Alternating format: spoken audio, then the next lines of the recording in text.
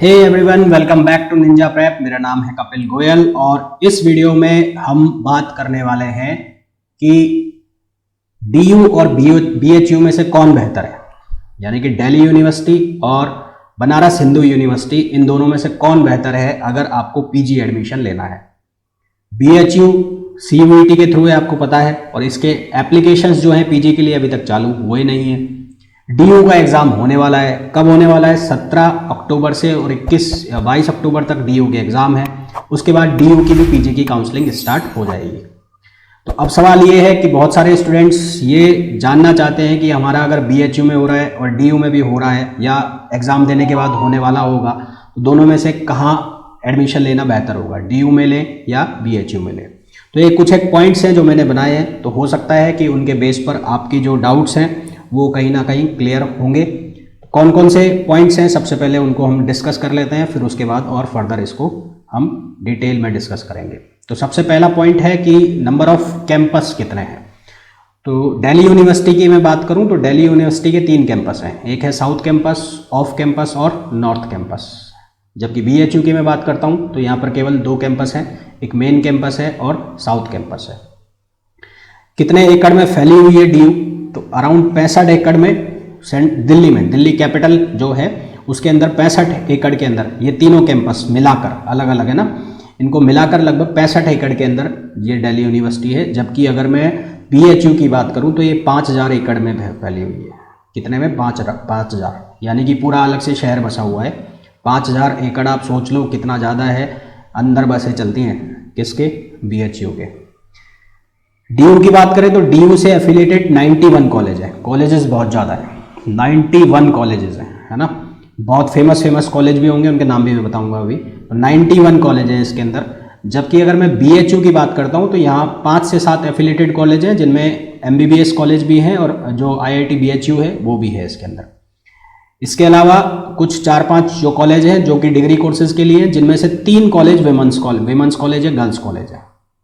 3 college women college हैं और girls college हैं। तो इससे मेरे को एक बात समझ में ये आती है कि बीएचयू के अंदर गर्ल्स का जो कोटा है वो ज़्यादा है, नंबर ऑफ सीट्स गर्ल्स की वो ज़्यादा है in comparison to boys.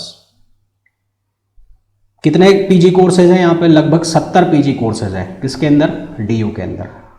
Same कहानी कहाँ पर है? बीएचयू के अंदर लगभग 70 पीजी कोर्सेज हैं। फिर बात करें कैंपस की, तो ये डीयू का मैंने एक पिक्चर उठाया है नेट से, तो ये दिल्ली यूनिवर्सिटी का है, ये बीएचयू का है साहब। ये देखो कितना फैला हुआ है, ये पीछे तक सारा बीएचयू है। ये डीयू के हैं, अलग अलग कैंपस है, north campus, south campus, off campus, तो अलग अलग कैंपस की अलग कहानी होगी। फिर बात करें नंबर ऑफ सीट्स की, तो डीयू में मैंने कहा 70 पीजी कोर्स है कम से कम। उन 70 पीजी कोर्स 91 कॉलेजेस के अंदर 12,000 सीटें हैं। कितनी सीटें हैं? 12,000। क्योंकि बीएचयू के अंदर कॉलेजेस कम है तो सीटें भी ऑब्वियस सी बात है कम होंगी। लगभग 6,000 सीटें हैं यहाँ पर, और एग्जैक्ट फिगर बताऊँ 5,580 के आसपास सीटें हैं यहाँ पर। एवरेज जो फीस है एमएससी और एमए कोर्सेज की बीएचयू के अंदर वो 6,000 रुपये है।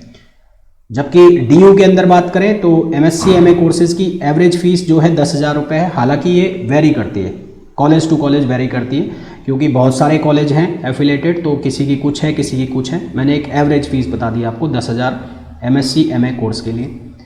बीएचयू के अंदर सारी गणिती अंदर चल रही है, तो वहाँ पर जो एवरेज फीस है वो 6,000 रुपये है।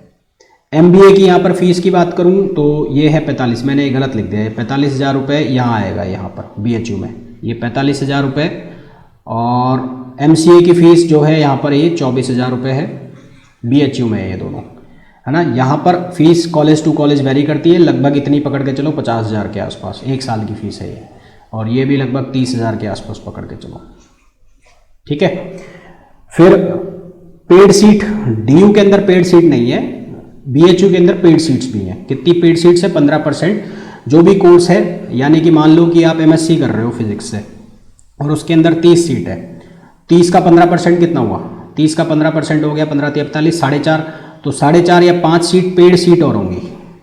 जो टोटल सीट्स है एक प्रोग्राम के अंदर, उसकी 15% के सीट जो हैं वो पेड सीट होती हैं। पेड सीट का मतलब ये हो गया कि जो गवर्नमेंट एडेड फंडेड सीट है उसकी फ़ीस अगर 6,000 रुपये है तो पेड सीट की जो फ़ी है वो करीबन 30-40 हज़ार रुपये के आसपास होगी, यानी कि एक तरह से वहाँ पर आपको फ़ी पे करनी है, प्राइवेट की तरह हो गया वो काम, बस आपको BHU का ठप्पा लगेगा।